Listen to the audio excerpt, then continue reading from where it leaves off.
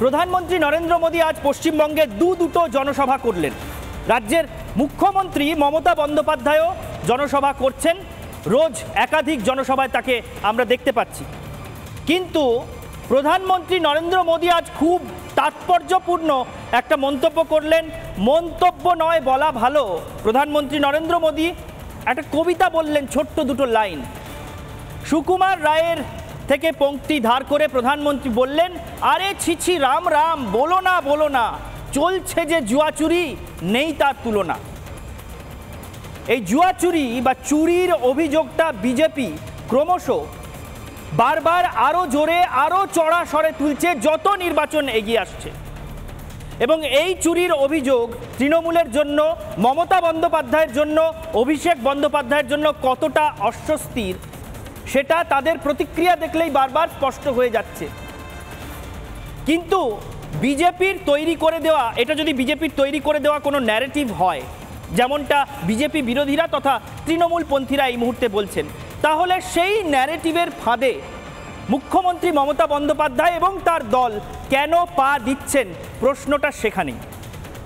বারবার প্রতিদিন প্রতিটি মঞ্চে গিয়ে মমতা বন্দ্যোপাধ্যায় যে ভাষণ দিচ্ছেন, সেই ভাষণে তিনি রাজ্যের জন্য কি করেছেন, বা এই লোকসভা ভোটে, যেটা আসলে গোটা দেশের জন্য একটা সরকার তৈরি করার ভোট, সেই ভোটে তিনি যদি ভালো ফল করেন, তাহলে তিনি দেশের জন্য কি করবেন তা নিয়ে তার মুখ থেকে বিশেষ করে সেরকম কোনো কথা খুব একটা শোনা যাচ্ছে না।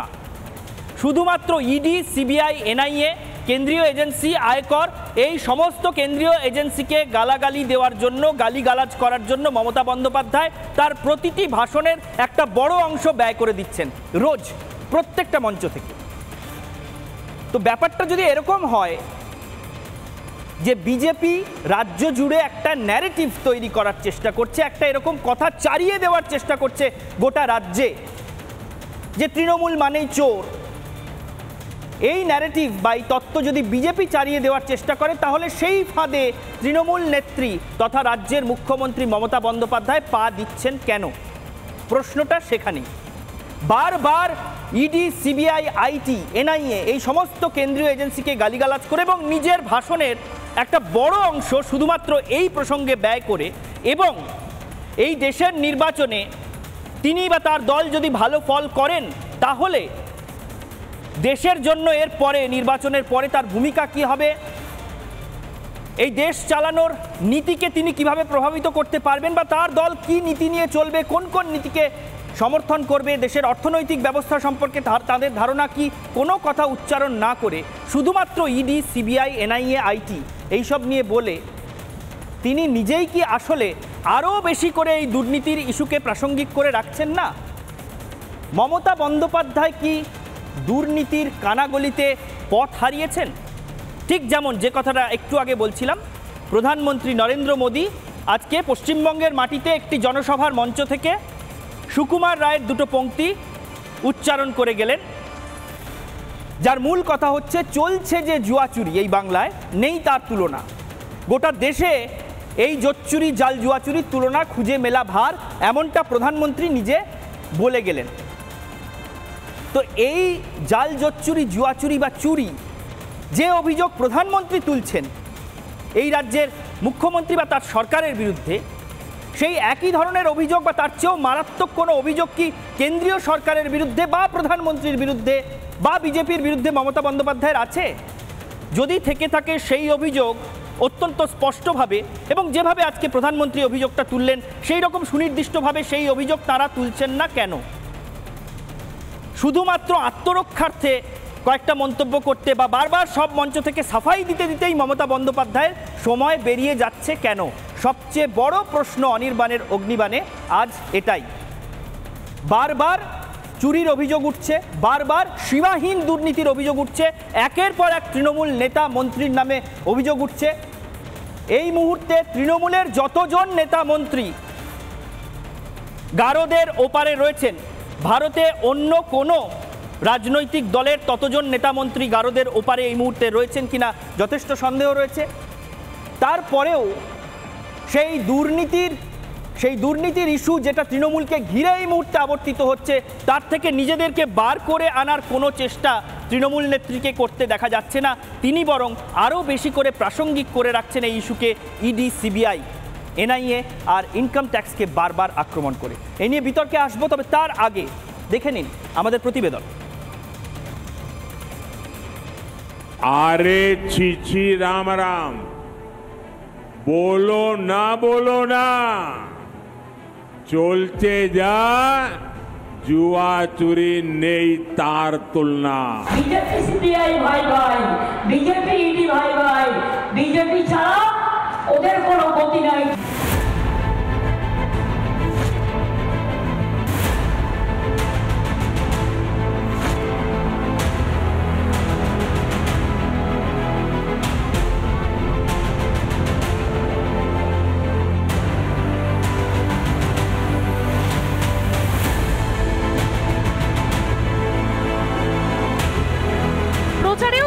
ভূত তারা করে বেড়াচ্ছে, যে মঞ্চেই যান না কেন আতঙ্কের নাম ইডি, সিবিআই, এনআইএ।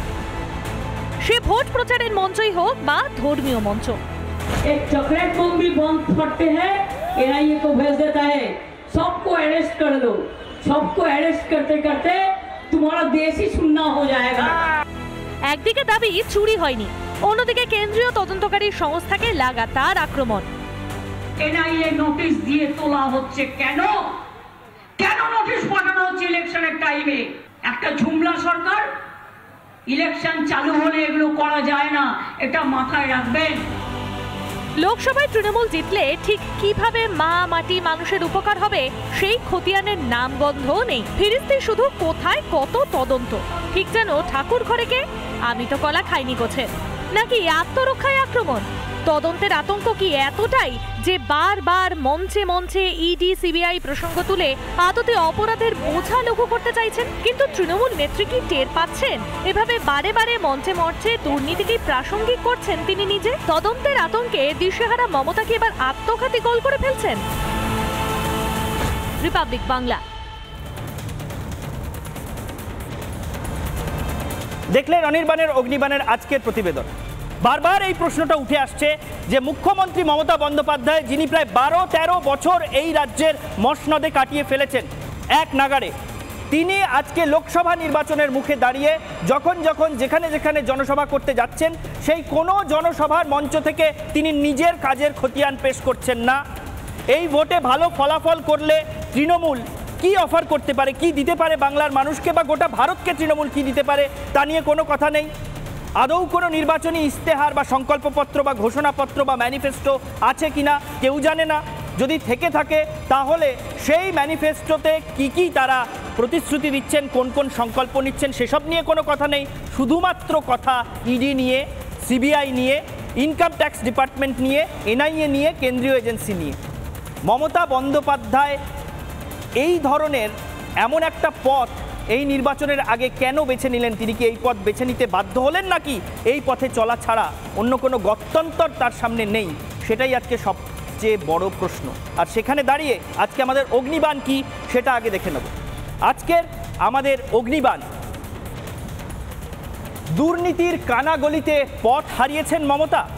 যে মমতা বন্দ্যোপাধ্যায় একসময় অগ্নিবর্ষী নেত্রী হিসেবে গোটা বাংলায় পরিচিতি পেয়েছিলেন, 34 বছরের বাম শাসনকে ছুঁড়ে ফেলে দিয়ে পশ্চিমবঙ্গের মঞ্চে একার ক্ষমতায় পশ্চিমবঙ্গের মসনদ হাসিল করেছিলেন, সেই মমতা বন্দ্যোপাধ্যায় আজ কোথায় পথ হারিয়ে ফেললেন?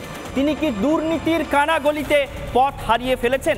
এই নিয়েই আমরা বিতর্ক করব এবং সবার আগে সেই বিতর্কে আমাদের সঙ্গে যারা যারা রয়েছেন তাদের সঙ্গে একে একে আলাপ করিয়ে দেবো আজ কে কে রয়েছেন এই বিতর্ক সভায় আমাদের সঙ্গে রয়েছেন যারা। প্রথমেই আলাপ করিয়ে দিই কেয়া ঘোষ, বিজেপি মুখপাত্র, তিনি আমাদের সঙ্গে রয়েছেন। তার পাশে রয়েছেন অধ্যাপক বিমল শঙ্কর নন্দ, তিনিও বিজেপি মুখপাত্র। আমার বাঁ পাশে রয়েছেন অনির্বাণ বন্দ্যোপাধ্যায়, তিনি আইনজীবী এবং তিনি এই রাজ্যের শাসক দলের অর্থাৎ তৃণমূল কংগ্রেসের সমর্থক, তৃণমূলপন্থী আইনজীবী তাকে আমরা বলতেই পারি হয়তো। আর তার সঙ্গে আমাদের সঙ্গে আরও দুজন থাকছেন, নীলাদ্রি ভট্টাচার্য, তিনি থাকছেন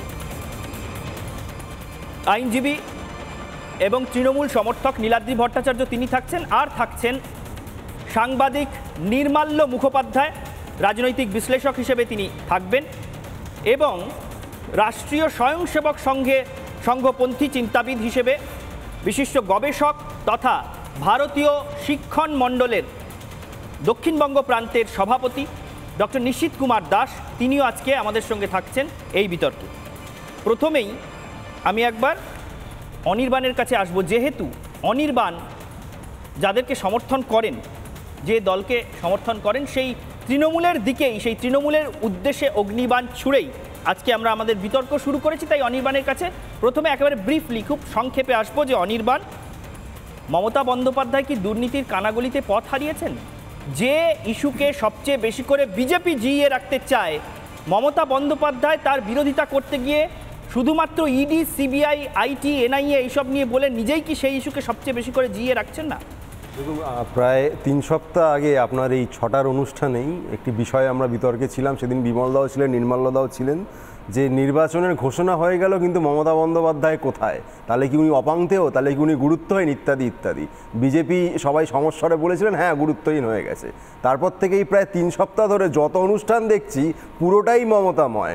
এখন নির্বাচন ঘোষণা হয়ে গেছে, নির্বাচনের প্রচার জোর কদমে চলছে, প্রধানমন্ত্রী, স্বরাষ্ট্রমন্ত্রী, বিভিন্ন বিজেপির নেতারা ডেলি প্যাসেঞ্জারই শুরু করেছেন, কিন্তু ওর প্রোগ্রাম, একের পর এক প্রোগ্রাম একজনকে নিয়েই হচ্ছে, তার নাম মমতা বন্দ্যোপাধ্যায়। আপনার যদি মনে হয় সেই মমতা বন্দ্যোপাধ্যায় গলিতে পথ হারিয়েছেন, সেই ভেবে আনন্দে থাকুন, কোনো আপত্তি নেই। না, গলিতে হয়তো হারাননি, আমরা বলছি দুর্নীতির কানাগলিতে পথ হারিয়েছেন। হ্যাঁ, যেটাকে আপনি দুর্নীতির কানাগলিতে পথ হারানো বলছেন, এটাও তো হতে পারে, একটু ভেবে দেখবেন, এটাও তো হতে পারে যে সেই দুর্নীতিকে যারা ইস্যু করতে গিয়ে একের পর এক তাদের বক্তব্য অনুযায়ী দুর্নীতিগ্রস্ত নেতাদের নিয়ে দল ভরিয়েছেন, তাদের স্বরূপটা মানুষের কাছে উন্মোচিত হয়ে যাচ্ছে। এটাও তো হতে পারে যে ইডি, সিবিআইয়ের ওপর ভর দিয়ে বিজেপি বাংলা তথা গোটা ভারতে সন্ত্রাসের রাজত্ব কায়েম করতে চাইছে, তাদের একের পর এক মামলার তদন্তভার হাতে নেওয়া, কিন্তু কোনো রকম প্রগ্রেস করতে না পারার কারণে যে অপদার্থতা, সেটাও মানুষের সামনে প্রকট হয়ে যাচ্ছে। এটাও তো হতে পারে, সম্ভাবনা মাত্র বললাম। মমতা বন্দ্যোপাধ্যায় তার রাজনৈতিক প্রচার তার মতো করে করছেন, মানুষ নেবেন নেবেন না পরের বিষয়, এখনো অবধি নিয়ে এসছেন, তাকে আশীর্বাদ করেছেন, আমার ধারণা এই নির্বাচনেও করবেন। না, এখনো অবধি নিয়ে এসছেন, তাকে আশীর্বাদ করেছেন কিনা সেটা আপনি এখানে বসে কি করে বলবেন অনির্বাণ? যতগুলো নির্বাচন হয়েছে সেই নির্বাচনগুলোতে মমতা বন্দ্যোপাধ্যায় পুরোপুরি এই ন্যারেটিভের কাছে আত্মসমর্পণ করেছিলেন, এমন তো নয়। এবারের নির্বাচনে এসে দেখা যাচ্ছে মমতা বন্দ্যোপাধ্যায় এর বাইরে অন্য কোনো কথাই বলতে পারছেন না। আপনার কাছে আবার আসবো, কেয়া ঘোষের কাছে প্রথমে যাবো। এরপরে কেয়া ঘোষ বিজেপি মুখপাত্র, অনির্বাণের বক্তব্য আপনি শুনলেন, আর আমাদের অগ্নিবাণও আপনি শুনেছেন যে মমতা বন্দ্যোপাধ্যায় দুর্নীতির কানাগলিতে পথ হারিয়ে ফেলেছেন কিনা, না হলে বারবার তাকে শুধু ইডি, সিবিআই আর ইনকাম ট্যাক্স বা আয়কর দফতর আর এনআইএকে গালিগালাজ করতেই নিজের সভার, বিভিন্ন জনসভার ভাষণগুলোর একটা অধিকাংশ সময় ব্যয় করে দিতে হচ্ছে কেন? দেখুন নিশান, সবার আগে বলতে চাই, 2 ধরনের মানুষ নিয়ে আলোচনা হয়, এক বিখ্যাত আর এক কুখ্যাত। এবার আপনারা ঠিক করবেন রিপাবলিক কাকে নিয়ে বেশি আলোচনা করছেন, বা অনির্বাণ সেটা ঠিক করবেন। আচ্ছা, আপনাদের প্রশ্ন হচ্ছে দুর্নীতির কানাগুলি। আমি বলছি যে পথ হারায়নি, পথিক এই পথেরই পথিক ছিলেন, তোমরা জানতে পারোনি। মানুষকে ভুল বুঝিয়ে, মানুষকে টুপি পরিয়ে ক্ষমতা এসেছিলেন, তখন মানুষ বুঝতে পারেনি যে আসলেই তারা ওই একটা দুর্নীতি, একজন মানে যারা সিপিএম, তাদের থেকে সিপিএম 2.0-কে নিয়ে আসা হচ্ছে ক্ষমতায়, যারা একরকমভাবে সন্ত্রাস করেছে, একরকমভাবে গণতন্ত্রকে হত্যা করেছে, একরকমভাবে দুর্নীতি করেছে। আচ্ছা, এদিকে মমতা বন্দ্যোপাধ্যায় অনেক, উনি ইডি, সিবিআই নিয়ে কথা বলছেন, আমি 30 সেকেন্ড নেব। একদিকে মোদি মানে কি? রাস্তা। মোদি মানে বাড়ি, মোদি মানে আবাস যোজনা, মোদি মানে জল, বাড়ি বাড়ি পৌঁছে দেওয়া জল, মোদি মানে মেয়েদের সুকন্যা সমৃদ্ধি যোজনার মাধ্যমে মেয়েদের নিশ্চিন্ত হওয়া, মোদি মানে এইমস, মোদি মানে মেডিকেল কলেজ, 692টা মেডিকেল কলেজ, মোদি মানে রাস্তা, আর মোদি মানে দেশের অর্থনীতিকে 11 নম্বর থেকে 5 নম্বরে নিয়ে যাওয়া, মোদি মানে 220 কোটি কোভিড টিকা। আর অন্যদিকে দিদি মানে কি? দিদি মানে চুরি, কয়লা রয়েছে, বালি রয়েছে, গরু রয়েছে, রেশন রয়েছে, খাদ্য রয়েছে, শিক্ষা রয়েছে, এবং সর্বোপরি দুর্নীতি রয়েছে, দেশের অখণ্ডতা, দেশের নিরাপত্তা নিয়ে খেলা করা রয়েছে। তা মানুষ কাকে বাঁচবেন বুঝতেই পারছেন। আমার তো মনে হচ্ছে মমতা বন্দ্যোপাধ্যায় একবার উনি মার্গদর্শন করছেন না কেন, যে উনি তো এরাই বলেছিল যে প্রধানমন্ত্রী হচ্ছেন মমতা বন্দ্যোপাধ্যায়, কি জোট ফোট হয়েছিল জোট, তো সেখানে মার্গদর্শন দিন না যে উনি প্রধানমন্ত্রী হওয়ার পরে ওনার শিক্ষামন্ত্রীর নাম কি হবে পার্থ চট্টোপাধ্যায়, নাকি ওনার খাদ্যমন্ত্রীর নাম কি হবে কেন্দ্রীয় সরকারের জ্যোতিপ্রিয় মল্লিক। উনি আমার তো মনে হচ্ছে পঞ্চায়েত ভোটের আমরা প্রচার দেখছি মমতা বন্দ্যোপাধ্যায়ের কাছে, এটা বিধানসভার ভোটেও নয়। উনি খালি বিজেপি খারাপ, আরে আপনি কি করেছেন সেটা বলুন না, উল্টো দিকে প্রধানমন্ত্রী তিনি তার কাজের খতিয়ান দিচ্ছেন, এটাই তফাৎ। বেশ, কেয়া ঘোষের কথা আমরা শুনলাম, এবার আরও একজন তৃণমূলপন্থী বক্তা আজকে এই প্যানেলে রয়েছেন এবং তিনিও আইনজীবী অনির্বাণের মতো, নীলাদ্রিবাবুর কাছে আসবো। যে প্রশ্ন আমরা করছিলাম নিশ্চয়ই নীলাদ্রিবাবু আপনি শুনেছেন, কেয়া ঘোষ অনির্বাণকে উত্তর দেওয়ার সময় বললেন যে কোনো কানাগলিতে পথ উনি হারাননি, উনি আসলে সমস্ত পথ, সড়ক, জাতীয় সড়ক, মহাসড়ক সব কিছুকে এই পথেই নিয়ে যেতে চান, এটা কেয়া ঘোষের বক্তব্য, কি বলবেন? না, আমি এটাতে একদমই এগ্রি করি না, কারণ মমতা বন্দ্যোপাধ্যায় আমাদের সিএম, চিফ মিনিস্টার, আর উনি খুব দক্ষ পলিটিশিয়ান। মমতা বন্দ্যোপাধ্যায়কে কারোর থেকে শিখতে হবে না যে উনি কি করে প্রচার করবেন আর কি বেসিসে করবেন, এটা হলো প্রথম। সেকেন্ডলি, এই যে মোদির কথা বলা হচ্ছে, ডেভেলপমেন্ট মোদির আমরা শুনেছি 2 কোটি চাকরি দেবে, সেই 2 কোটি চাকরি আমরা আজ অব্দি দেখিনি। মোদির আমরা শুনেছি যে 15 লাখ টাকা করে সবাইকে পাইয়ে দেবে, সেই 15 লাখ টাকাটা কি করে পেয়েছি আমরা বলে দিচ্ছি। যেটা আমাদের বাজেটে যেটা ডেফিসিট আছে না, যদি ক্যালকুলেট করা হয় যে আমাদের বাজেট, ইন্ডিয়ার বাজেটের ডেফিসিট, আমি তো আপনাকে ডিস্টার্ব করি, শুনে না আমি জিজ্ঞেস করলাম। আরে নীলাদ্রিবাবু, আমি একটা খুব সরল প্রশ্ন করেছি, সেই বাজেট ডেফিসিটে যদি সবার ক্যালকুলেট করা হয়, তো আজকে ইন্ডিয়ার সব সিটিজেনের উপরে 15 লাখ টাকা দায়, ডেট চেপে গেছে। এটা হলো কি নাম্বার 2। নাম্বার 3, আজকের ইলেকশনে আমরা এবার দেখছি, এটা নতুন প্রথমবার দেখেছি আফটার নীলাদ্রিবাবু 15 লাখ টাকা, আমি একটু জাস্ট আপনাকে ইন্টারাপ্ট করব। নীলাদ্রিবাবু, আমি আপনাকে এক সেকেন্ড একটা প্রশ্ন, কেয়া ঘোষ অ্যাডভোকেটে লজ্জা করে না মিথ্যে কথা বলতে? আপনি আমাকে ভিডিও দেখান, আমি চ্যালেঞ্জ করছি, ভিডিও দেখান কোথায় মোদিজি বলেছেন, চ্যালেঞ্জ করছি, মিথ্যে কথা বলবেন না। আপনার মুখ্যমন্ত্রীর মতন সত্যের অপলাপ করবেন না, মিথ্যে কথা বলবেন না, একদম মিথ্যে কথা বলবেন না, আমি চ্যালেঞ্জ করছি আপনাকে। এটা প্রথমবার আমরা দেখছি যেখানে সেন্ট্রাল এজেন্সিকে ইউজ করে আমিও তাই করছি, একেবারে কথা বলেননি, আমি 15 লক্ষ টাকা দেব, এই রাজ্যের মুখ্যমন্ত্রীর দুর্নীতিগ্রস্ত দুজনে কারোর কথা শোনা যাবে না। নীলাদ্রিবাবু 1 সেকেন্ড, আমি আপনার থেকে 5 সেকেন্ড সময় চেয়ে নিচ্ছি। আপনি যেটা 15 লক্ষ টাকার কথা বলছেন, এই 15 লক্ষ টাকার ইস্যুটা 2019-এর লোকসভা নির্বাচনের সময়ও আপনি যে দলকে সমর্থন করেন সেই তৃণমূল সহ অন্যান্য সব বিরোধী দল, মানে এনডিএ বিরোধী দল তুলেছিল, মানে 2014-র আগে এই প্রতিশ্রুতি তিনি দিয়েছিলেন বলে আপনাদের দাবি। 2019-এর নির্বাচনের আগে এই কথা আপনারা বারবার তুলেছেন এবং গোটা নির্বাচনী প্রচারটাকেই তার আশেপাশে আবর্তিত করেছিলেন। ফল কি হয়েছে নির্বাচনের আপনারা দেখেছেন। আবার 2024-এ এসে একই ইস্যু তোলাটা মানে খুব একটা ধারালো হচ্ছে কি বিষয়টা? আপনারাও কি পথ হারাচ্ছেন? আমি ঈশান রয়েছি আজকে আপনার সঙ্গে, অনির্বাণ নয়। তৃণমূল কোনদিনও পথ হারাচ্ছে না। নির্বাচনের মতনই হবে। আপনি পথ হারাচ্ছেন কিনা কিন্তু পাবলিকের, আমি যাকে ভোট দেওয়ার আমি ডিসাইড করে গেছি, যাকে দেওয়ার আমি ঠিক দেবো, সেটা আপনাকে আর বলতে হবে না। কিন্তু প্রশ্নটা হলো যে পাবলিক কাকে ভোট দেবে বাংলাতে, সেটা পাবলিক ডিসাইড করবে। কিন্তু as a politician Mamata Banerjee যেটা করছে, বিজেপির ভুল নীতিগুলো, ভুল স্টেপস গুলো পাবলিকের সামনে তুলে দিচ্ছে। এটা তো ফ্যাক্ট যে এনআইএ কে দিয়ে ভোট করার চেষ্টা হচ্ছে। আরে ভূপতিনগরে তো ব্লাস্ট হয়েছে, আপনার মুখ্যমন্ত্রী, স্বরাষ্ট্রমন্ত্রী, আপনার দলের লোক মারা গেছে, আপনি বলছেন এনআইএ আপত্তি কেন? এনআইএ আপত্তি কেন?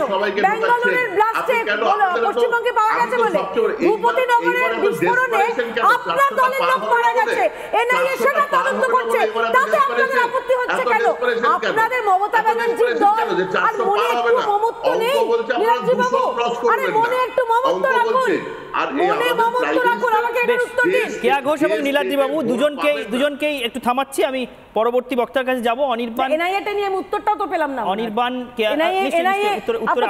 উত্তরে অবশ্যই আসবো। তার আগে বিমল শঙ্কর নন্দ রয়েছেন, আমি তার কাছে একবার ছোট্ট করে চলে যাব। তারপরে আমাদের 2 বিশ্লেষকও রয়েছেন, প্রাক্তন মানে সাংবাদিক নির্মাল্য মুখোপাধ্যায় রয়েছেন এবং সংঘপন্থী চিন্তাবিদ হিসেবে নিশিতদাও রয়েছেন। বিমল বাবু, নীলাদ্রিদার কথা আপনি এতক্ষণ শুনলেন এবং তিনি বলছেন যে মমতা বন্দ্যোপাধ্যায় পথ হারাননি। না, ওগুলোতে উত্তর দেওয়ার কিছু নেই, আমি আমার কথা বলি। সেটা হচ্ছে, দেখো, আর 10টা বাঙালি ছেলের মতো ছোটোবেলায় ক্রিকেট আমারও ভালো লাগতো, পরবর্তীকালে ইউরোপিয়ান কাপ দেখে ফুটবলের ভক্ত হয়ে গেছি, ক্রিকেট আর ভালো লাগে না। কিন্তু এখনও কোথাও যখন ছোটোবেলায় শুনতাম ক্লাইভ লয়েডের আমলের ওই ওয়েস্ট ইন্ডিজের ওই খেলাটা আমার ভালো লাগে, অসম্ভব দাপটের সঙ্গে খেলতো, একটা বল করতো ওই মার্শাল বা অ্যান্ডি রবার্টস গোলার মতো ছুঁড়তো। আমার এখন এই তৃণমূলের থেকে দেখে মনে হয় উল্টো দিক থেকে মার্শাল বল করছে আর উনি ব্যাট করছেন মদনলালের মতো, বল এলেই টুক করে মাথা বসিয়ে দিচ্ছেন। মদনলাল কী যে বসে পড়তো, বল ফার্স্ট এলো মানে সে কী যে মাথা নিয়ে বসে পড়তো। এখন তৃণমূলকে দেখে আমার এইটা মনে পড়েছে। তার কারণ তৃণমূল সত্যি খেলতে পারছে না। কেন খেলতে পারছে না? আষ্টে পৃষ্ঠে দলটা জড়িয়ে গেছে দুর্নীতিতে। সেটা গান আছে না, কি প্রীতি রতন প্রীতি যতন প্রীতি গলারও হার। এখন এই চুরি রতন চুরি যতন চুরি গলারও হার। গোটা দলটা চুরিতে এমনভাবে জড়িয়ে গেছে টপ টু বটম যে সত্যি উত্তর দেওয়ার কিছু নেই। এখন আপনি দুর্নীতির কোনো সুযোগ নেই, আপনি সৎ, আপনাকে সৎ বলা যাবে। আরে আপনি তো সৎ তখনই আপনার সামনে দুর্নীতি করার সুযোগ আছে, তারপরেও আপনি সৎ থেকে গেলেন। যে কারণেই লোকে নরেন্দ্র মোদীকে সৎ বলে, কারণ কেন্দ্রীয় সরকারে 10 বছর থাকার পরেও কারো কোনো হিম্মত হয়নি কিছু মিথ্যে অভিযোগ তোলা ছাড়া যে নরেন্দ্র মোদী কোনো রকম দুর্নীতিতে যুক্ত আছেন। ওই রাহুল গান্ধীর মতো 2-1 লোক রয়েছে, নিজেরা হারে তারপরে এইসব প্রশ্নগুলো তোলে, তাদের কথার আমি গুরুত্ব দিই না। কিন্তু এখানে ফর দ্য ফার্স্ট টাইম পশ্চিম বাংলায় একটা দলের টপ টু বটম প্রত্যেকের বিরুদ্ধে দুর্নীতি এবং চুরির অভিযোগ। আসলে মমতা বন্দ্যোপাধ্যায় তার রাজনৈতিক জীবনের না একটা গুরুত্বপূর্ণ বাঁকে এসে পৌঁছেছেন এবং সেই বাঁকটার পাশেই ভয়ঙ্কর খাদ। বাঁকটা কি? বাঁক হচ্ছে তিনি যেভাবে রাজনীতিগুলো করতেন সেই রাজনীতির রসদ শেষ হয়ে গেছে। তিনি সিপিএমের বিরুদ্ধে লড়াই করেছিলেন তার ফায়ার ব্র্যান্ড যে একটা লিডারশিপ নিয়ে। সিপিএম চলে যাবার পরে যেটা তিনি করতে পারতেন পশ্চিমবঙ্গের উন্নয়নের জন্য সেটা করতে পারতেন, একটা সৎ প্রশাসন তিনি উপহার দিতে পারতেন। দুর্ভাগ্যবশত তার কিচ্ছু করা সম্ভব হয়নি, বরং দুর্নীতি এবং চুরি সিপিএমের 5 গুণ বাড়তে শুরু করলো। সিপিএমের আমলেও দুর্নীতি হতো, যার জন্য এই সততার প্রতীক কথাটা এত জনপ্রিয় হয়েছিল, কিন্তু এখন আর দেখা যাচ্ছে না। যা শুধু সততার প্রতীক আর কনসেপ্টটাই নেই, বরং এখন আপনারা যদি একটু রাস্তাঘাটে ঘোরেন সবাই বলে এরা যাবে কবে, আর সহ্য করা যাচ্ছে না কিছুতেই। ফলে এইরকম একটা সিস্টেম একটা জায়গায় পৌঁছে গেছেন, ফলে সামনে খাদ কিন্তু কিচ্ছু করার নেই। ফলে যেভাবে ব্যর্থ হয়েছেন এবার খাদের কিনারায় তলিয়ে যাওয়া ছাড়া এই দলটার আর কিচ্ছু করার নেই। বিমল শঙ্কর নন্দ, কেয়া ঘোষ, অনির্বাণ ব্যানার্জি এবং নীলাদ্রি বাবু প্রত্যেকের কথা আমরা শুনলাম। প্রত্যেকে মানে যুযুধান দুপক্ষের তরফ থেকে এরা 4 জন ছিলেন। কিন্তু এবার একটু নিরপেক্ষ মতামত শুনে নেওয়া যাক, যারা সরাসরি কোনো রাজনৈতিক দলের সঙ্গে যুক্ত নন, তাদের বিশ্লেষণটা কি সেটা বোধহয় সামনে এলে স্পষ্ট হবে যে মমতা বন্দ্যোপাধ্যায় সত্যিই কানাগলিতে পথ হারিয়েছেন কিনা। প্রথমেই আসবো নির্মাল্য মুখোপাধ্যায়ের কাছে। সাংবাদিক নির্মাল্য মুখোপাধ্যায় রাজনৈতিক বিশ্লেষক হিসেবে অত্যন্ত প্রতিষ্ঠিত নাম। নির্মাল্য বাবু, যে আপনি অগ্নিবাণ নিশ্চয়ই শুনেছেন, এতক্ষণ ধরে 4 জন 2 দলের যা যা বলছিলেন আপনি শুনলেন। আপনার কি মনে হচ্ছে মমতা বন্দ্যোপাধ্যায় কেন সবকটা সভামঞ্চে শুধুমাত্র এই 4টে কথার বাইরে বেরোতে পারছেন না, ইডি, সিবিআই, এনআইএ আর আইটি? না দেখুন, আমি আপনাকে বলি, সেটা হচ্ছে মমতা বন্দ্যোপাধ্যায় খুব বুদ্ধিমত্তার সঙ্গে একটা ন্যারেটিভ তৈরি করার চেষ্টা করছে। সেই ন্যারেটিভটা কি? যে পশ্চিমবঙ্গে বিজেপি বলে কিছু হয় না, বিজেপির মূল চালিকা শক্তি হচ্ছে ইডি এবং সিবিআই এবং এখন এনআইএ। সুতরাং এই এজেন্সি দিয়ে বিজেপি তার পুরো মেশিনারিটাকে চালাচ্ছে এখানে। সেটা কিভাবে? যে একটা ভয়ের বাতাবরণ, একটা সন্ত্রাসের বাতাবরণ এইটা তৈরি করে দিচ্ছে। Narendra Modi as a name is instilling fear, ভয় ধরিয়ে দেবে মানুষের মনে। তার কারণ নরেন্দ্র মোদীকে এমনভাবে প্রজেক্ট করছেন উনি যে উনি হচ্ছেন এই সব কিছুর চালিকা শক্তি। এবার এই ঝোলা থেকে বেড়ালটা যদি বার করতে হয় আমায়, সেই বেড়ালটা কি? আমার যেটা ধারণা, একেবারেই সেটাই একটা হিন্টের আকারে জেনে নেব। 1 মিনিটের জন্য আনইন্টারাপ্টেড হিন্ট একটা নেব নির্মাল্য মুখোপাধ্যায়ের কাছ থেকে, যে ঝোলা থেকে যে বেড়ালটা বার হওয়ার কথা উনি বলছেন সেই বেড়ালটা কি? সেই বেড়ালটা কি আপনাকে আমি বলছি। সেই বেড়ালটা কিছুই না, তার প্রাক্তন উপদেষ্টা।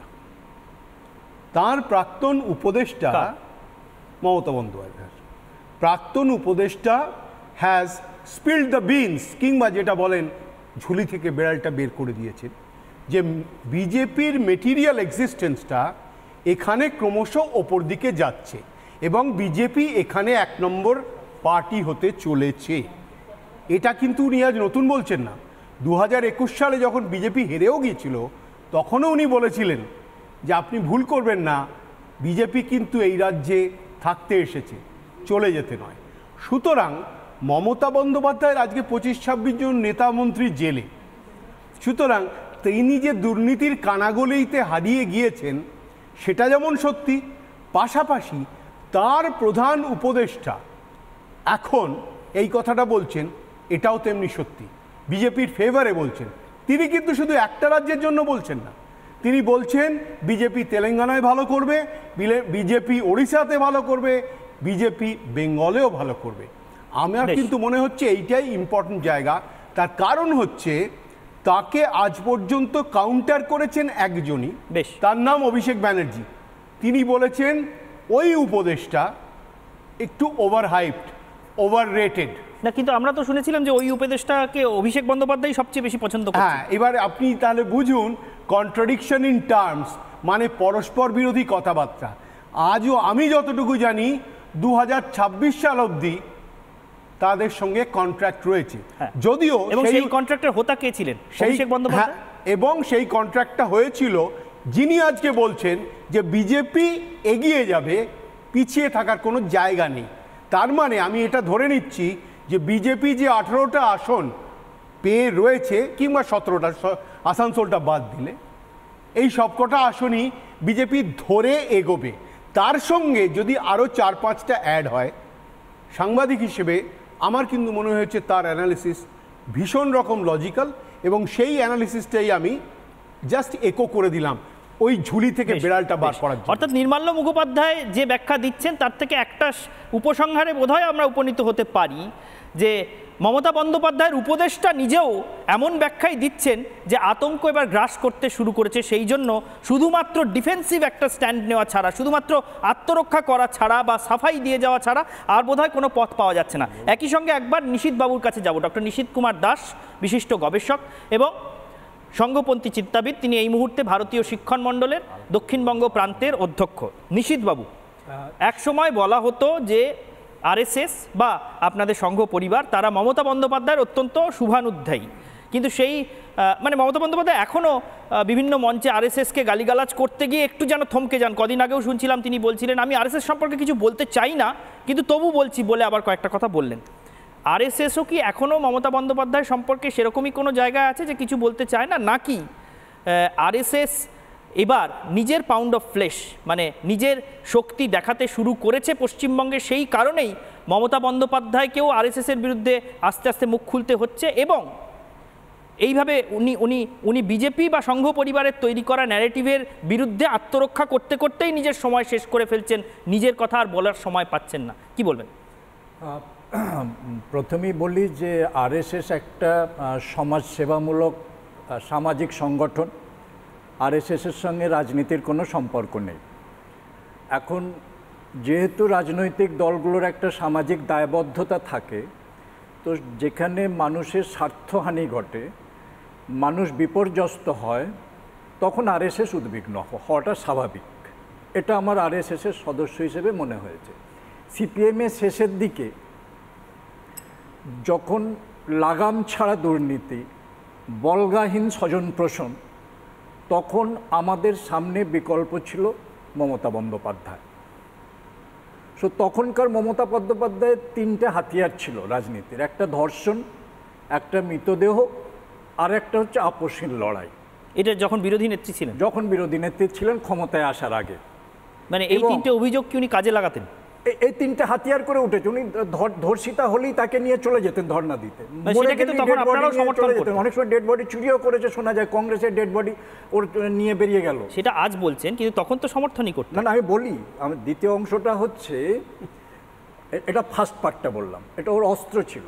তা ছাড়ার একটা অস্ত্র ছিল, সেটা হচ্ছে তখন ওর হাতে এত টাকা কড়ির ক্ষমতা ছিল না, যার জন্য ওই সততার ট্যাগটা সযত্নে লাগিয়ে দিতে পেরেছিল। কিন্তু আজকে ওর হাতে টাকা এসেছে, ক্ষমতা এসেছে এবং ওর দলের লোকজনই ধর্ষণ করছে, ওর দলের লোকজনই লোক মারছে। তো আজকে সেই মমতার এই মমতার মধ্যে 180 ডিগ্রি তফাৎ। এখন বিষয়টা হলো, সেই সময়ে সিপিএমকে সরানোর জন্য একটা রেজিমেন্টের রাজনৈতিক দল, তাকে সরানোর জন্য যদি আমরা তো মমতার সঙ্গে কাঁধে কাঁধ লাগিয়ে রাস্তায় নেমে তো সংঘ পরিবার কোনোদিন রাজনীতি করে না, এখন সামাজিক দায়বদ্ধতা থেকে, কারণ রাজনীতিবিদদের সামাজিক দায়বদ্ধতা উঠে গেছে। রাজনীতিতে এখন দেখবেন দুর্নীতিদের এবং দুষ্কৃতি দুর্বৃত্তদের মরুদ্যান হয়ে উঠেছে রাজনীতির মঞ্চগুলো। তো যারা জনপ্রতিনিধি হয়ে আসছে, সিপিএম আমলে এই লুটেরা, তোলাবাজ, গুন্ডা, মাস্তান এদেরকে টিকিটটা দেওয়া হতো না, পার্টির সদস্য করা হতো না, কিন্তু তারাই যে 11-র পরে তাদের ব্যবহার করা হতো, ভোটে টাকা আনতে হবে, মিছিলে লোক তৃণমূল তাদেরকেই বিভিন্ন চেয়ারে বসিয়ে জনপ্রতিনিধি করে দিল। বেশ, এবার যারা এই সব লুটেরা, আমি আসবো, আমি নিশিতার কাছেও আসবো, আমি নির্মাল্য বাবুর কাছেও আসবো। তার আগে একবার যে বিষয় নিয়ে এতক্ষণ ধরে আলোচনা করছি, আমরা প্রতিবেদনও দেখিয়েছি, তবু আরেকবার সবটা দেখিয়ে দিই যে গত কয়েকদিনে মমতা বন্দ্যোপাধ্যায় বিভিন্ন রাজনৈতিক মঞ্চ থেকে ঠিক কি ভাষণ দিচ্ছেন, তার ভাষণের অধিকাংশ সময়টা কি নিয়ে ব্যয় করছেন। একবার মমতা বন্দ্যোপাধ্যায়ের মন্তব্যগুলো একটু দেখাবো, পিসিআরকে বলবো সেই মন্তব্যগুলো পরপর একটু টুকরো টুকরো অংশ যদি তুলে ধরা যায়, সকলের বুঝতে সুবিধা হবে যে তিনি মূলত কি নিয়ে আজকাল বক্তব্য রাখছেন। আদৌ নিজের কথা কিছু বলছেন, নাকি শুধুমাত্র ED, CBI, NIA, income tax নিয়েই কথা বলতে সময় কাটিয়ে দিচ্ছেন, দেখব। রোজ এনআইএ চলে যাচ্ছে আমাদের যারা ভোট করে তাদের বাড়িতে, সিবিআই চলে যাচ্ছে, ইডি চলে যাচ্ছে। বিজেপি পার্টি এমনি যদি আপনারা যেতেন, বলছেন 400-র ওপর সিট পাবেন, তাহলে কেন ইডি, তাহলে কেন সিবিআই, তাহলে কেন ইনকাম ট্যাক্স, তাহলে কেন রাজ্যের অফিসারদের বদলি করার? এনআইএ আর সিবিআই বিজেপির ভাই ভাই, ইডি আর ইনকাম ট্যাক্স বিজেপি কার tax collection funding box. BJP CBI ভাই ভাই, বিজেপি ইডি ভাই ভাই, বিজেপি ছাড়া ওদের কোনো গতি নাই চোর ডাকাতদের। শুনলেন পশ্চিমবঙ্গের মুখ্যমন্ত্রী তথা তৃণমূল চেয়ারপারসন মমতা বন্দ্যোপাধ্যায়ের গত বেশ কয়েকটা রাজনৈতিক সভায় ধারাবাহিক বক্তব্য কি নিয়ে চলছে।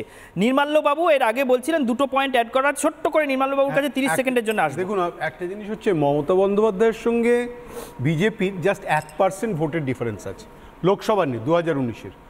এখন যে জিনিসটা আমার মনে হচ্ছে অ্যাপারেন্টলি এই 1%টা গ্যাপটা বোধহয় কোথাও একটা কমে আছে, এবং মমতা বন্দ্যোপাধ্যায় সেটা মানতে রাজি নন, যদিও উনি হয়তো জানেন। হয়তো মমতা বন্দ্যোপাধ্যায় এবার খেলাটাই শুরু করছেন 30 কিংবা 32% থেকে, মানে 10% কমে। তার কারণ এই যে দুর্নীতির কথা আপনি বলছিলেন, এই দুর্নীতিটা এতটাই বেশি চেপে গেছে, সুতরাং খেলাটা আর 41% থেকে নেই, সেই খেলাটা হয়তো এবার 31%-এ নেমে এসছে। এমনও হতে পারে সেই ফ্রাস্ট্রেশন থেকেও হয়তো উনি এই কথাগুলো বলতে পারেন। ঠিক, আমি একবার 30 সেকেন্ডের জন্য নিশীথ বাবুর কাছেও আসবো। নিশীথ বাবু, মমতা বন্দ্যোপাধ্যায়ের বক্তব্যগুলো আপনাকেও শোনালাম, কি বলবেন, কি মনে হচ্ছে, মানে আরএসএস-এর সেই সামাজিক বা সাংস্কৃতিক দায়বদ্ধতা, সেই জায়গা থেকে আপনারা কি মনে করছেন মমতা বন্দ্যোপাধ্যায় এই ধরনের কথাবার্তা কেন বলছেন? 30 সেকেন্ড। দেখুন, বিজেপির একটা ন্যারেটিভ আছে যে, এবং যেটা আমরা উপলব্ধি করি প্রতি পদে পদে, সেটা হচ্ছে পুলিশ এবং গুন্ডা বাদ দিলে তৃণমূল বলে কিছু থাকে না পশ্চিমবঙ্গে। সেইটার কাউন্টার হিসেবে মমতা একটা দেখানোর চেষ্টা করছে যে ইডি সিবিআইকে বাদ দিলে বিজেপি পশ্চিমবঙ্গে নেই, এটা কাউন্টার ন্যারেটিভ। হ্যাঁ, এখন বিষয়টা সেটা না, এর পরের স্টেপটা বুঝতে হবে। আমরা যারা ভোট দেবো, সাধারণ ভোটার, আমাদের যেটা বুঝতে হবে, এই পুলিশ গুন্ডারা জেল হাজতে যাচ্ছে, আদালতের কাছে থাপ্পড় খাচ্ছে, কিন্তু ইডি সিবিআই কিন্তু আদালত কখনো তিরস্কৃত করছে না, আদালত নির্ভর করছে ইডি সিবিআই এর উপরে। একেবারেই তাই। এই প্রশ্ন নিয়ে আমরা এবার আমাদের রাজনৈতিক অতিথিদের কাছে আরো একবার ফিরবো, প্রথমেই কেয়া ঘোষের কাছে। কেয়া ঘোষ, শুনলেন যে মমতা বন্দ্যোপাধ্যায় ধারাবাহিকভাবে কি কথাগুলো বলছিলেন, এবং সেখানে একটা জায়গায় উনি বলছেন যে তোমার যদি এতই আত্মবিশ্বাস থাকে, যদি মনে করো, এত কনফিডেন্ট হও যে জিতবে, তাহলে তুমি এইসব ইডি পাঠাচ্ছ কেন, সিবিআই পাঠাচ্ছ কেন, অ্যারেস্ট করছো কেন? আমি ঠিক বুঝতে পারলাম না এই বক্তব্যের মর্মার্থ কি। মানে ভোটে জেতার সঙ্গে দুর্নীতির তদন্তের কি সম্পর্ক একদম। এবং কনফিডেন্স আছে কি নেই সেটা ইডি পাঠানোর উপর নির্ভর করছে, কেন নির্ভর করছে না একটু যদি বুঝিয়ে বলেন। দেখুন, এই রাজ্যের অধিকাংশ দুর্নীতি তদন্তই মাননীয় আদালতের নজরদারিতে হচ্ছে। সময় খুব কম, একটু তাদের নির্দেশে দুর্নীতি তদন্তগুলো হচ্ছে। তো সেখানে দাঁড়িয়ে তিনি বিজেপিকে কেন দোষ দিচ্ছেন? আদালতকে প্রশ্ন করুন। অবশ্য পারেন, তার দলের লোকজন তারা কোনো বিচারপতির বাড়িতে পোস্টারিংও করতে যান, আবার কোনো প্রাক্তন বিচারপতির এজলাসের বাইরে গুন্ডাগিরিও করেন, তারা সব পারেন। আমার প্রশ্ন হচ্ছে, মমতা বন্দ্যোপাধ্যায় যিনি নিজেকে বলেন দুর্নীতির বিরুদ্ধে জিরো টলারেন্স, তিনি কেন দুর্নীতিকে প্রশ্রয় দিচ্ছেন, কেন দুর্নীতিগ্রস্তদের পাশে দাঁড়াচ্ছেন? অনির্বাণের কাছে আসবো ঠিক 30 সেকেন্ডের জন্য। মমতা বন্দ্যোপাধ্যায় এই কথাটা কি বলছেন, এর মানেটা একটু যদি বুঝিয়ে দেন, আপনি তো তার দলেরই সমর্থক। এর মানেটা হলো যে মাননীয় মোদিজি ক্ষমতায় থাকা মানে যে রান্নার গ্যাস এক সময় 400 ছিল এখন 1100 হয়েছে, সেটা আপনাকে এই নিয়ে প্রশ্ন করছি, আপনি ইডি সিবিআই আপনি যদি বলতে না দেন তাহলে বলে দিন। না আমি প্লিজ 30 সেকেন্ড সময় আছে, সেটাই 30 সেকেন্ড, আবার 30 সেকেন্ড দেবেন তো। আচ্ছা, সেই মাননীয় মোদিজি ক্ষমতায় থাকা মানে 60 টাকার পেট্রোল হয়েছে 100 টাকা, এই ট্রেনটা বজায় থাকবে। মাননীয় মোদিজি ক্ষমতায় থাকা মানে আধার কার্ডের সঙ্গে রান্নার কাছে সংযোগ করতে লাইনে দাঁড়িয়ে হ্যারাস হওয়া, মোদিজি থাকা মানে আবার নোট বাতিল, আবার ব্যাংকের লাইনে দাঁড়ানো, মোদিজি থাকা মানে পদে পদে এনআরসি সিএ ডিটেনশন সেন্টারের ভয়। এই ভয়গুলো যাতে মানুষ বারবার পেতে থাকেন এবং পেতে পেতে পেতে পেতে অভ্যস্ত হয়ে যান, সেটা যাতে না হয় তার জন্যই বিরোধী দলগুলোর লড়াই। সেই লড়াইটা কিভাবে আপনি আটকাবেন? রাজনৈতিকভাবে পারবেন না। তার জন্য ইডি সিবিআই আইটি এনআইএ সেইগুলির দিকে আঙুল না তুলে আপনি কি বলতে চান? আমি অনির্বাণকে এক সেকেন্ড কে দিয়ে আসবো। অনির্বাণের সময় শেষ, আমি নীলাদ্রি বাবুর কাছে যাব, তারপর আপনাদের কাছে আসবো। আজকের দিনে দাঁড়িয়ে রাজ্য কত টাকা তোলে এই রান্নার গ্যাস থেকে একটু উত্তরটা উনি দিয়ে দিলেন। আমি অনির্বাণকে যে প্রশ্ন করেছিলাম সেই প্রশ্নের জবাবটা আমি 30 সেকেন্ডে পাইনি। আমি 30 সেকেন্ডের জন্য আপনার কাছে যাব, নীলাদ্রি বাবুর কাছে 30 সেকেন্ডের জন্য যাব।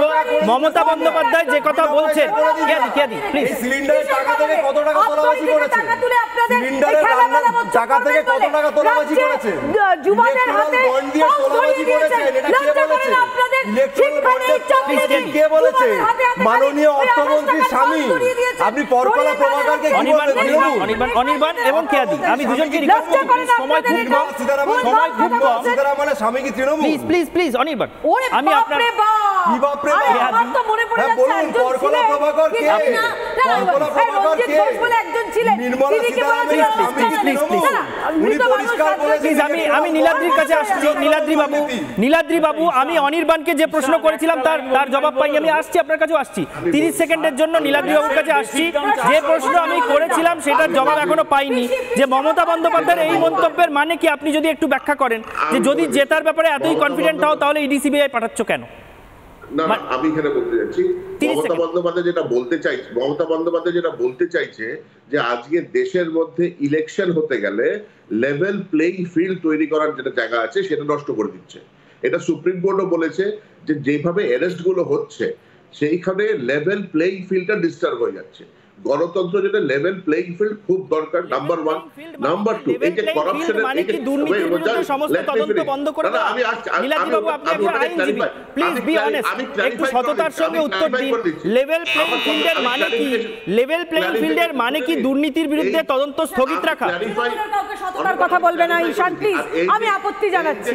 তৃণমূলকে কোনো সততার কথা বলবে না। আগে এককালে যিনি বলতেন নিজেকে সততার প্রতিমূর্তি, তিনি আর বলেন না। আমি জিজ্ঞাসা করছি, লেভেল প্লেইং ফিল্ডটা নীলাদ্রি বাবু মনে হয়নি যখন পঞ্চায়েত ভোটের সময় ভোট লুট হয়েছে, যখন এখানে পুরসভা ভোটে ভোট লুট হয়েছে, তখন মনে হয়নি? আমাদের হাতে সময় খুব কম, আমাদের আজকে পোল কোয়েশ্চেন কি ছিল সেখানে আমরা আসবো। হ্যাঁ, 30 সেকেন্ডের জন্য বিমল শঙ্কর নন্দন। গ্যাসের বেসিক আপনার কাছে আমি 30 সেকেন্ডের জন্য আসছি পোল কোয়েশ্চেন নিয়ে। আমাদের পোল কোয়েশ্চেন ছিল, এবারের ভোটে দুর্নীতি বানেই কি ঘায়েল মমতা বন্দ্যোপাধ্যায়? সবার দর্শকের মতামত কি এসছে আমরা জানবো, কিন্তু তার আগে আমাদের অতিথিরা তাদের সবার কাছে 30 সেকেন্ড 10 সেকেন্ড হচ্ছে 495, রাজ্য সরকার তোলে 291, রাজ্য সরকার বন্ধ করুক না ওটা। এক এবার বলি তোলে দাদা, কোথা থেকে তোলে? তাহলে ইউপিতে দাম কত? ইউপিতে রান্না না, আমি মিথ্যে কথা বলছি। আপনি মিথ্যে কথা বলছেন, আমি বলছি আপনি মিথ্যে কথা বলছেন। আপনি মিথ্যে কথা বলছেন। আপনি ঈশান, একটা কথা বলি, আমার বলতেই তো হবে। ঈশান, আমি পশ্চিমবাংলার কথা বলছি তো, পশ্চিমবাংলায় এই টাকাটা কমিয়ে দিক না তৃণমূল কংগ্রেস, এই টাকাটা পুরো পকেটে ঢোকে। শুধু কোয়েশ্চেনের উত্তর আমরা আপাতত নেব তাড়াতাড়ি। দেখে সাপ সাপ বলে সেই চায় যে আতঙ্কিত থাকে বা অপরকে আতঙ্কিত করার চেষ্টা করে। উত্তর আমরা বুঝতে পেরেছি। এখন আতঙ্ক 10 সেকেন্ডের জন্য কেয়া ঘোষের কাছে আসছি কোন কোশ্চেন নিয়ে। এবারের ভোটে দুর্নীতি মানে কি ঘায়েল মমতা? 10 সেকেন্ড। আপনি হাঁটুন ঈশান, লোকে বলবে 1 2 3। আমরা আসবো, আমরা পোল কোয়েশ্চেন নিয়ে। এখানে পরিস্থিতি সত্যিই খুব উত্তপ্ত, যে কারণে পোল কোয়েশ্চেনের উত্তর দেওয়ার সময় কেউ দেখাচ্ছেন না। নির্মাল্য বাবু 10 সেকেন্ড সময়। এবারের ভোটে দুর্নীতি বানেই কি ঘায়েল মমতা? এটা আমাদের দর্শকদের উদ্দেশ্যে প্রশ্ন ছিল। না দেখুন, একটা কথা, একটা ধারণা তৈরি হয়ে গেছে মমতা দিদি নয়, এটা দুর্নীতি দিদি হয়ে গেছে। এই দুর্নীতি দিদি জিনিসটা তো আমি অন্তত ঠিক ভালোভাবে নিতে পারছি না। নিশীথ কুমার দাস, এবারের ভোটে দুর্নীতি বানেই কি ঘায়েল মমতা? 10 সেকেন্ড। আমার যেটা মনে হচ্ছে, মমতাকে দেখে অন্য রাজনৈতিক দলগুলো শিক্ষা নেওয়া উচিত যে দুষ্কৃতীদেরকে জনপ্রতিনিধি করলে, দুর্বৃত্তদের রাজনৈতিক ময়দানে ঘোরাফেরার সুযোগ করে দিলে মানুষ কিভাবে। এবার আমরা দেখে নেব এই প্রশ্নের উত্তরে আমাদের দর্শকরা কি জানিয়েছেন। ফেসবুকে আমাদের দর্শকরা বলছেন এবারের ভোটে দুর্নীতি বানেই কি ঘায়েল মমতা। 5% বলছেন না, আর 95% বলছেন হ্যাঁ। 95% দর্শক ফেসবুকে তারা বলছেন হ্যাঁ, এবারের ভোটে দুর্নীতি বানেই ঘায়েল মমতা। এরপর টুইটার এক্স হ্যান্ডেলে 3% মানুষ বলছেন না, দুর্নীতি বানে মমতা ঘায়েল হচ্ছেন না। 97% দর্শক এক্স হ্যান্ডেলে মনে করছেন, খুব সিগনিফিক্যান্ট, 97% মনে করছেন যে মমতা বন্দ্যোপাধ্যায় ঘায়েল হবেন দুর্নীতি বানেই। আর ইউটিউবে আমাদের দর্শকদের 7% বলছেন উনি ঘায়েল হবেন না, আর 93% বলছেন ঘায়েল হবেন। অর্থাৎ দর্শকদের মুড কি সেটা আমরা স্পষ্ট বুঝতে পারছি। অনির্বাণের অগ্নিবাণের বিতর্ক পর্ব আজকে এখানেই শেষ করছি। তবে আমাদের মনে হয় এই নিয়ে এরপরেও আরও অনেক পর্ব আমাদের করতে হবে। সঙ্গে থাকুন, দেখতে থাকুন রিপাবলিক বাংলা।